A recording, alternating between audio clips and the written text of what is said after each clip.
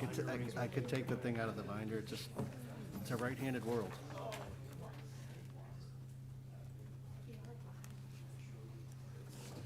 wife thinks my son's a left-handed. She's very smart. I said, there's no such thing as left-handed desks anymore. All the kids are on iPads. There's no bad desks in grade school. These make more money if they're. Pictures. That's how I'll need to sign that.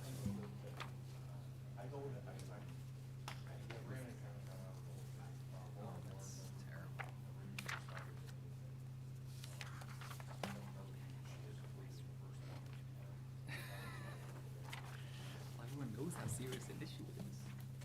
Extreme cases like this. We had a little bit of that when I first moved in, but we had to do some work to try to.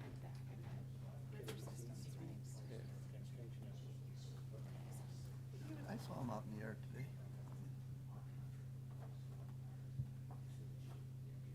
He's the deer father now, so. Maybe the weather. The deer father? He's collecting deer out there? He goes out there and there'll be half dozen deer right around him. You're kidding. Wow. He'll be walking there and I'll be 5 feet, like 5 feet away from him. Oh my gosh. Yeah, right.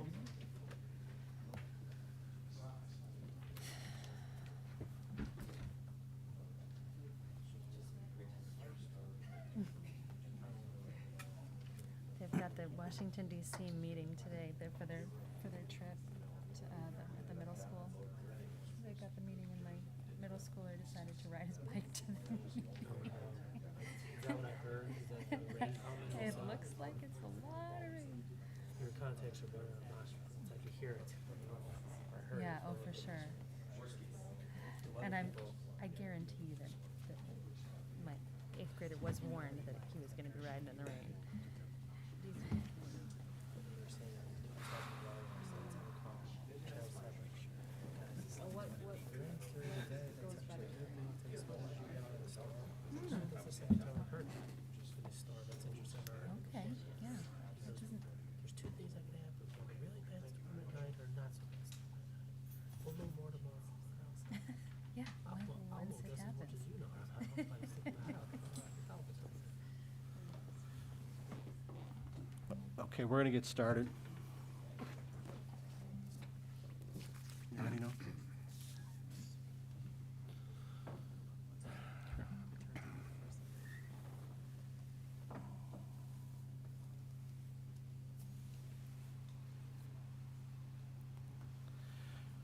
Okay, good evening. It's 7:16 PM on Monday, April 27th, 2026. I'd like to call to order the Village Brookfield Committee of the Whole meeting. Noah, can we have a roll call for the committee meeting, please? Trustee Ketchmark? Here. Trustee Whitehead? Here. Trustee Hendricks? Trustee Naramatsu? Here. Trustee Kahuli? Here. Trustee Kaluzny? Here. President Garvey? Here. And Noah Rife serving as Deputy Village Clerk. Thank you so much. We have one item under regular business. We have, as Trustee Whitehead teased, we have a presentation from our Parks and Recreation Director regarding the summer recreation programs and events to get us in the spirit of what's coming up. So, Matt, if you want to, I don't know if you want to sit there or the podium, whatever you'd like. Appreciate it. All right. Good evening, President Garvey, trustees, staff. Thank you for having me this evening. I appreciate the opportunity to give my updates on the Parks and Rec Department. I remember a couple weeks after I started, I was able to attend the State of the Village, and that was very impressive. This is probably not going to be that impressive, but I'll do my best. Hey, no. We had cool videos made for us and stuff like this. I don't have the zoo here, so. Some highlights for that we'll be going over tonight for the overview. Staff updates, capital projects, special events and programs, things that are happening now, things that are coming up this summer. I wanted to give some timelines on some of our capital projects, preview summer camps, programs, special events, and just really emphasize that this will be a high-activity summer season. For leadership and staffing, so I'm still fairly new. I think this is week 10, so I'm still getting acclimated. I've been a Parks and Rec professional for 17 years. Most of that was spent in the Park District world, though, so I'm getting used to being on the municipal side of things again, but I've really been enjoying it here. When you come to a new agency, you never know what you're going to walk into. So I was told that we had an excellent staff, but you just never know. You never know what the culture is and everything, and it's been fantastic. Our recreation staff is phenomenal. Besides myself, we have 3 other full-time staff in the department. Kelly Picton, she is our preschool supervisor and takes care of all of our early childhood programming. Nick Magro is our camp supervisor, so he's gearing up right now. Also does athletic programming. And then Jacob Garza, newly hired in November. He oversees our STARS before and after school care programs and does also youth and general programming. To give you an idea, right now we're focusing on hiring summer seasonal staff. Talked to my supervisors earlier, and we are going to be hiring approximately 65 to 70 staff for the summer. So it's fairly substantial sized operation that we have going on for the summer. We rely heavily on interdepartmental collaboration. I'm working closely with Public Works. I have weekly meetings with Public Works liaison to make sure that we're staying on top of things in the parks. I've done a number of parks tours with some of our Public Works staff, and interdepartmental collaboration is very key to our success. Also just focusing right now on a strong transition and being ready for the summer. Capital projects, a few that I wanted to highlight. These are all things that have sort of started before I arrived, but are either in progress now or are going to be coming up shortly. Eller Park Field 1 improvements, Maple Park South Playground, and Creekside Park redevelopment are the 3 big projects that are currently going on. Eller Park Field 1, I have a nice graphic up here to sort of show you what's going on. Phase 1 is nearly complete. Phase 1 consisted of new dugouts, concrete pads and bleachers on the ends of those dugouts, some additional concrete work, a new backstop, and new chain link fencing. Stevie and I were able to do a walkthrough with our contractor, a punch list walkthrough a couple of weeks ago. Minor things left in that phase, but for the most part, it's 95+% complete at this point. Field usage has resumed. RBHS is playing their varsity and junior varsity games out there these days, and Western Conference, I believe, has started doing some activities as well, although I think they really kick it into high gear in May, June, and into July. Phase 2 will begin in June after RBHS concludes their seasons. Phase 2 is primarily external to the ball field. Phase 2 will be primarily that new storage that is behind home plate. There's going to be a new storage space there, press box behind the home plate as well, some drainage infrastructure installation, and a seat and blanket that will go all around the field there behind the baseline, behind the dugouts and behind home plate, and as well as some additional concrete work with sidewalks leading to the dugouts and to the storage facility. So that will all be in phase 2 that will begin after the season in early June and should be finished by the end of July. Go back to that last, so on each side of the new scores booth, and is that going to be grass on the sides, or that, I mean, it's shown as green, right now that's kind of the limestone, is that actually going to be grass, or? Yes, I think we're Okay. putting a seat and blanket down there in that next phase, so it might not be grass for a while. Sure, no, but That's that's the a plan. great idea, because it's the dust raised from that, and I know it'll help with the drainage and everything, which is part of the project, so I really like that. Is that, will the gates that were there still remain in the same location to get in the field? Into the dugouts? Yeah, to get onto the field there where like the number 6 is that? Yes, the gates are in the same location. location, Yes, okay. yeah. Currently also in the process, it's not on my notes, but currently in the process of getting some quotes for some windbreakers behind the dugouts that will have RBHS, Western Conference, and the Village's logos on them, on the back sides of the dugouts, as well as looking at some dugout amenities like bat holders, bag holders, things like that. Right now, the dugouts are up and they're functional, and new benches have been installed, but there's not a lot of bells and whistles yet, so. Maple Park South. So that is an interesting one where I've had to get caught up to speed. I know that's been in development for a while now. We had to order a topographic survey to address flooding. If you're familiar with Maple Park South, and I've become intimately familiar with it in recent weeks, is that when we get rain, and obviously we've been getting a lot of rain, it floods heavily. So we had to order a topographic survey to address flooding concerns, make sure that we do this playground install right the first time so that we're not circling back around to it a year or two down the road because we didn't do it properly to begin with. So we're working with Hancock on that. Currently, that is going out to bid with a few contractors we're getting quotes from, and we will be, I think, bringing that to the village board hopefully in May to approve that. Playground equipment has already been delivered and is being stored here in the village, so that will be ready to go once the earthwork is taken care of, once we get that quote done and awarded.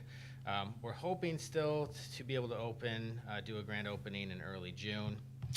That new playground will feature a 5 to 12-year-old play structure, slides and climbing features, a 2 to 5 play structure, and it will also have concrete path connectivity. So,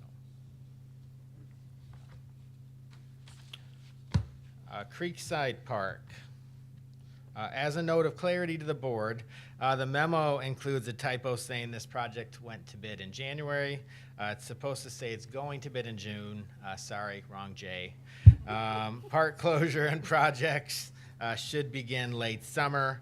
$600,000 OSLAD matching grant here. So this is going to be approximately a $1.2 million project, half of that being covered by the OSLAD grant. Again, construction late summer, early fall after we take bids and award a bid in July. Public Works is going to be doing some in-house demo here to save us approximately $40,000 on this project. Major amenities for this park will include a new 20 by 20 shelter, playground and paths, game tables and bago, concrete pathway, pour-in place surfacing. That's that nice bouncy, spongy surface instead of having wood chips.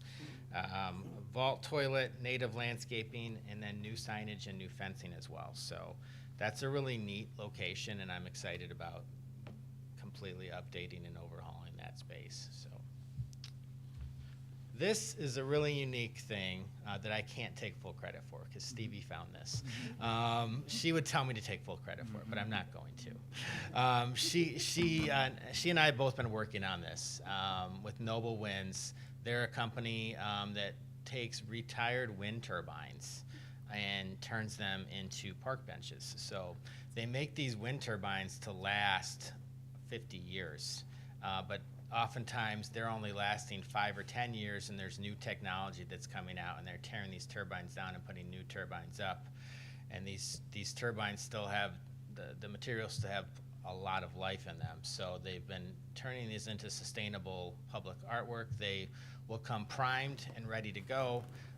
We will come up with some sort of contest or something to highlight local artists that can contribute. This was a mock-up that Noble Winds did for us. I think it looks really unique. It'll be a signature piece for this park. 25-year warranty. There's no maintenance whatsoever. So it's other than the artwork that might need to be maintained. The surface itself, it's resistant to corrosion, rust, wear from the elements, which is perfect for a Northern Illinois park.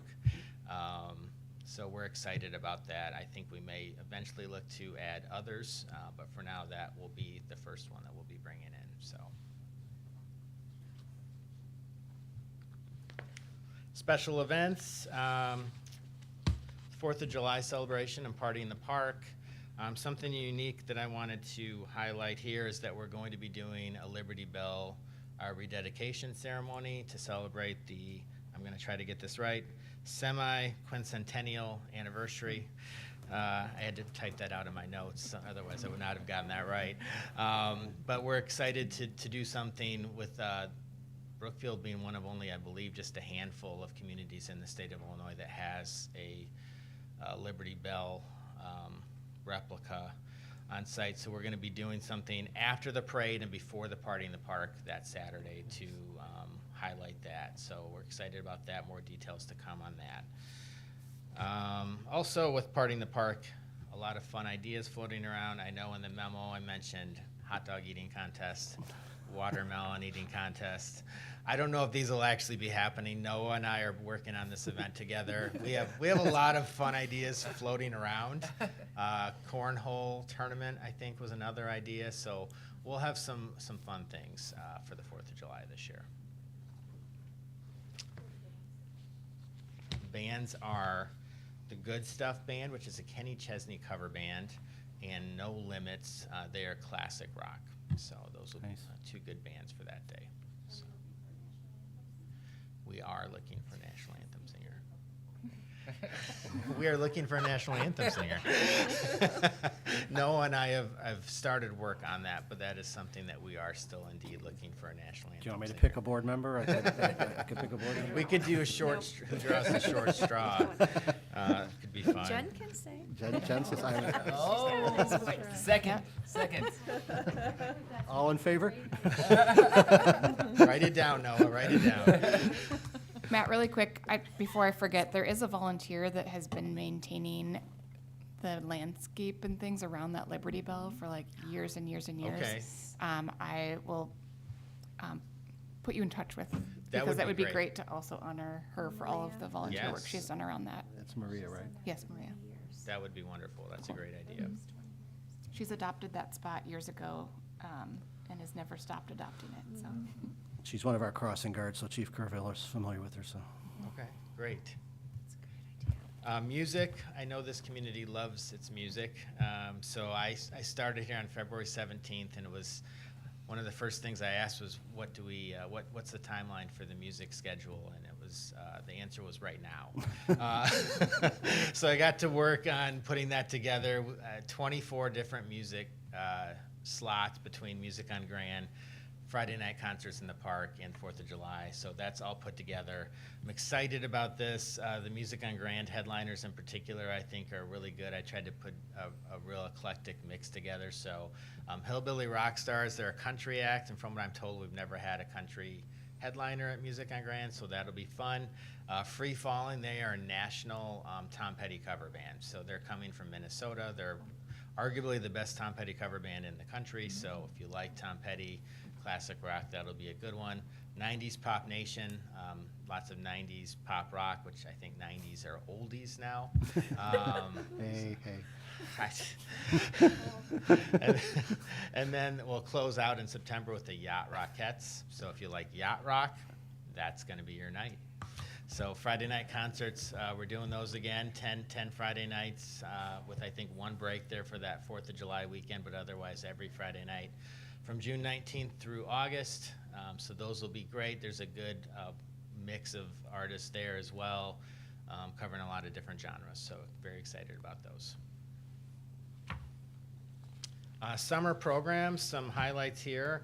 The brochure was distributed last week. I came in late in the process on this too, but we were excited to get the brochure out before the registration opened on Friday. So going forward, I'm going to try to make some timeline adjustments and get that out even earlier to residents. 2 or 3 weeks before registration opens would be ideal. But for the time being, we did get that out. Registration opened on Friday. The digital flip book is available online too. That's a really neat feature if you guys haven't tried that out. It's interactive. You can click on anything in there and it has a link to the registration or to the event page, or if you click on any of the bands, it has a link to all of the bands' websites, which Bob puts a lot of work into the flip book, and I really appreciate that.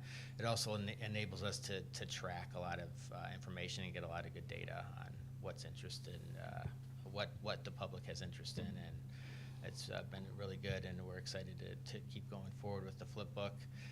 Wide variety of programs for all ages. Something we're going to continue to try to grow as I'm here longer and I'm able to get more entrenched is just expanding programming, expanding special events. But we have a good wide variety for the summer. Summer camps, early childhood, youth, and teen offerings. Strong enrollment. So registration opened on Monday, March 2nd. My staff told me it was a very popular day that it would do well. The next day I come in and there were over 2,000 weekly registrations in 24 hours, which is mind-blowing to me. I've worked in Parks and Recreation for 17 years, never seen anything like that. So I think the potential is there to do so much more. We're somewhat limited with space. We get very creative and innovative with the way we utilize schools and our parks. This is my first plug of the night for a community center. If we get one of those one day. I met with our, side note, I met with our Aging Well group here in Brookfield this morning, and we were talking about senior programming, active adult programming is what it should be called. And we were talking about the potential for what we could do, and I made sure to plug community center and future referendum and voting yes to that group this morning, and I will continue to champion that and to any group of people that I possibly can. So, but that being said, we do a great job with what we have, with the resources we have. Right now, as of today, we're over 240 campers per week in our main day camps, which are Kiwanis, Great, and Traveler. We also have an additional 60 per week in the Brains and Games camp, which is more of an academic-based camp, so but also an all-day camp, though. So between those 4 camps, we have over 300 campers per week, which is crazy for a community this size. So, yes, correct. All the way up to high school, correct. So we did add some new specialty camps as well. Jacob Garza, our new recreation supervisor, has added a couple of new camps that are half-day camps that are sort of options for parents, families that are looking for something for their kids, but maybe not an all-day, everyday camp. So this is something for them. These are like half-day camps, Junior Outdoor Adventure Camp and Creator Makers Camp, which is sort of an art camp. Those are fun camps, and the numbers are growing up for those as well. I think those are going to do really well in their first year, so we're excited about that. General programs, just a few highlights. Early childhood classes, Kelly does a great job with putting out a really good mix. We have a lot of arts and crafts, cooking, a multitude of sports camps for our littles. Our youth, we have all kinds of sports camps. Jacob has also been introducing some music classes. He has a keyboard class right now, which I think has 18 kids in it currently. It's doing really well. Adults, we have yoga, pickleball, which if you guys haven't played pickleball, you should play pickleball. Like it's exploding. It's the fastest growing sport in the country. Anywhere we can put courts, we're going to fill them. So it's remarkable. Basketball and volleyball open gyms also for adults. One area that I do want to highlight that I didn't put on here, but that I want to try to grow is our active adult and senior programming. I didn't really have much of a chance to get much in for our summer brochure, but that is something I do want to work with Aging Well and Cantata. I've met with them as well and try to grow some of these areas for some of our active adults and give them as many opportunities as we can. So. Also special events. We have some new smaller scale special events, not our music on grands or concerts in the park, but Jacob Garza has put together some fun events, silly sidewalk sketches, teen night out, family bingo nights, Mario Kart mayhem. So there's a lot of fun events that we have going on. Really, I think we're positioned for success this summer. It's going to be fun. It'll be probably at times overwhelming, but engaging. We're in Parks and Rec for a reason. That's because we love what we do. So this is prime time season for that. Goals moving forward, just some goals that I've been talking to my staff about, and we're going to try to collectively make priority, just continuing to improve parks and facilities, expanding program offerings and participation. Those two are sort of interlinked too. Like expanding programs depends on improving parks, improving facilities, adding facilities. We're doing a great job with what we have with resources, but the more resources we can add, the better off we will be as a department and as a village. Strengthen our community partnerships. Like I mentioned, I met with Aging Well this morning. I've met with Cantata. I met with the library a couple weeks ago, and just trying to collaborate on as much as possible. Again, it's getting creative with only having so many facilities and spaces here, and working and utilizing places like Cantata and the library to do some maybe co-sponsored programs. And then also ensuring financial sustainability, being very budget-minded in anything and everything we do. With that being said, that is all I have. Does anyone have any questions? Thank you for the presentation. And I agree, and I don't think I speak on behalf of the entire board, when we realize you get so much done with the limited resources you have, and it's amazing what the department gets done, and we appreciate that, and the financial responsibility, and, I just that, one spot where you talked about Public Works doing the demolition at Creekside Park, saving $40,000. I mean, the interdepartmental cooperation is a big deal. $40,000 allows us to do something else with our Public Works department. Lauren and her crew doing the demolition and other things. So we appreciate when you come up with the cooperation and ideas like that. So anything else from the board? I just want to say thank you. It sounds like you have more than 10 weeks in. You have quite a handle on things, so great job. Thank you. Thank you. And I talked to him before the meeting about the most important job, making sure the weather's great for all these events. I told yeah. him. But I know Stevie is available, I think, for some of the tips on how to get great weather, because Stevie always pulled off great weather. And I love the last line of your presentation in the packet. You didn't say it, but summer in Brookfield will not be boring. That is true. And I It really will like not be that, and boring. we And that pride goes ourselves. for all seasons. Yeah, I agree. Summer in Brookfield was not. We got professional branders working on it. But, man, thank you very much for your time. Thank you. Thank you to you and your Thank you. staff, Thank you, and Matt. we look forward to seeing you outside a lot, so Sounds good. thank you. Okay, that ends the items we had on the Committee of the Whole agenda. Once again, I'll open up public comment. Anyone on this side have any public comment? Anyone on this side have any public comment? Okay, hearing no public comment, I would entertain a motion at 7:40 PM to go into executive session pursuant to Section 2C6 of the Open Meetings Act to discuss the setting of price for sale or lease of property owned by the public body. So moved. Second. Okay, the motion to go into executive session was made by trustee Gahuli, second by trustee Whitehead. Roll call, please. Trustee Ketchmark. Aye. Trustee Whitehead. Aye. Trustee Hendricks. Trustee Naramatsu. Aye. Trustee Gahuli. Aye. Trustee Kuzny. Aye. Motion passes. Okay, thank you. We're adjourned into executive session at 7:40 PM, and we are going to do it in this room. So I ask anyone not participating in executive session to please leave the room. Thank you for coming. I do not anticipate any action coming out of executive session. Thank you.